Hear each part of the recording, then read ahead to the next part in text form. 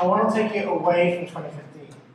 I want to take you to the Palace of Versailles. I want to take you to pre-revolutionary France. Now, this is the days of Louis XVI, days of opulence, days of military adventures, days of economic and political malaise in France, that culminated in the French Revolution and the death of the king from the guillotine. The thing is, when you look at Versailles, when you look at what's happening there, it's very similar to what's happening now. There was no press at the time to speak of. Now, people weren't supposed to talk about what was happening in court, what the king was up to, who he was sleeping with that particular week or day. But there was an emerging bourgeoisie, merchants, tradesmen, who wanted to know what was going on. And back then, the news spread like the news spreads today. And it spread at places like this. So this was the Tree of Krakow in one of the parks in Paris.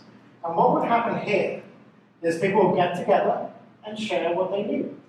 If they'd heard a rumor, if they had some speculation, if they had a bit of news about what was happening in the campaign against the English, if they heard about what the king was wasting France's money on, here is they would come and share their knowledge, be it fact or fiction, and compare notes. And maybe some of it made it into songs, some of it made it into letters. But basically this was the Twitter of its day. When I look at social media, I say, well, what's changed isn't the fact that we're sharing and telling everyone about what we're up to. That's constant. Our urge to share is a constant because we're social animals, we're human beings, and that's what we do. We did it in the Tree of Krakow, we did it in cafes, we do it now through social media. But it's really the environment in which we're doing this thing. The fact that tools, the technologies, the platforms, that has changed. That means we have to think differently about what we do and how we share. And for me, a real vivid illustration of this was during the Arab Spring, particularly with the uprising in Egypt. Probably because I was based in the Middle East for the BBC in the early 90s. I have, as a journalist, I had the honor of having been expelled from Tunisia, which for journalists is like a badge of honor. You have your bucket list, expulsion from dictatorship. Right? That's on my CV, good, that'll get me a promotion. So I was in Egypt then, and it was one where Mubarak was in charge, demonstrations weren't allowed. If there were any demonstrations, they were put down, nobody reported on them. And yet, in January 2011, I'm sitting in Vancouver, and I'm watching what's happening in Tahrir, broadcast on live 25 news channels, but then also being tweeted, being Facebooked, being shared, not just by journalists there reporting what's going on, but the people at the very center of this. The people there telling their own stories. And that, to me, is the big shift here. The fact that activists, everybody has the tool to tell their own story. But that's not enough. The fact that everybody can be heard isn't enough. It's about listening, it's about attention, and who gets the attention in social media. And this is one of the people who got the attention during the Egyptian uprising. Gigi Ibrahim goes on Twitter by the handle G286, graduate of the American University of Cairo. On Facebook, she describes herself as a revolutionary professional. And during this time in Egypt's history, she was one of these voices that emerged from the square, first by providing blow-by-blow accounts of where the police were, what trains, what undergrounds were running, what buses were being blocked, and then picked up by activists, eventually by the Western media. She became very much one of these faces of the revolution. She's Western educated, comes from an elite family, articulate. Journalists would often describe her as attractive. And she was this bridge that emerged on social media between what was happening in Cairo and the West. She was, for journalists, she was a gift, especially for TV networks. Put her on TV, she can tell you this is the wishes of the Egyptian people, and she speaks perfect English. Perfect for the West.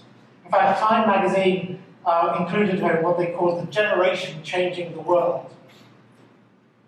But there's a problem with Gigi and with the way the West elevated these voices and paid attention to them. The problem is we saw a distorted picture.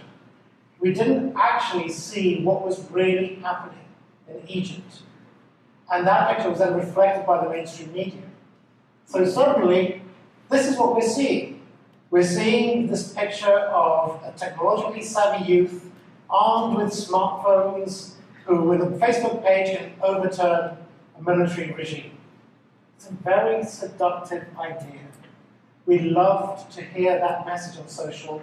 We love to hear reflected in the mainstream media. Because these are people like us. We want people in Egypt to be like this, to be us, so we can connect with them. And connect with them by hearing their stories on social media. Of course, what we didn't see was the Muslim Brotherhood, the Islamic parties, the Islamists who'd been essentially running a parallel state under Mubarak for 30 years, building up a network of support through the mosques, building a social safety net through the mosques.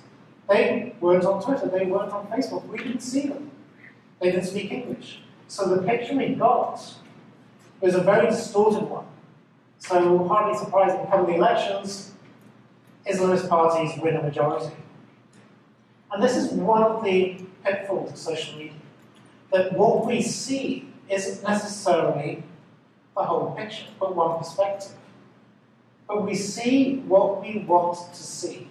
And that's both sort of the beauty and the ugliness of social media. In that for something like this to catch on, for us to be receptive to the message of somebody like Gigi Ibrahim, it has to be a message that we want to hear. For something to catch on social, it has to find a willing audience that wants to sit there, listen to it, and then amplify that message that we grew up with. We're creatures of habit. Marshall McLuhan talks about it as, we look at the present through this rear view mirror. So as a result, we march backwards into the future. I read my book and tell everyone, that's really an appeal for us to look ahead, not behind us. To look and march into that future, eyes set ahead. Not look through the mirror, not filter it through what made sense to us, but to take those steps into that future. But for that, we need to understand the space we're operating. We need to have the right skills. We need to have the right expertise so we can make informed